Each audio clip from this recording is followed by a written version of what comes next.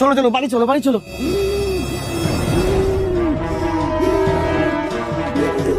যতক্ষণ না লেহেঙ্গা কিনে দিবি আমি কোথাও যাব না, এখানেই বসে থাকবো। এখন কি করি? আচ্ছা ওকে কিনে দিলে তুমি চলে যাবে তো? ঠিক আছে কিনে দিচ্ছি চলো। হ্যাঁ চলো চলো।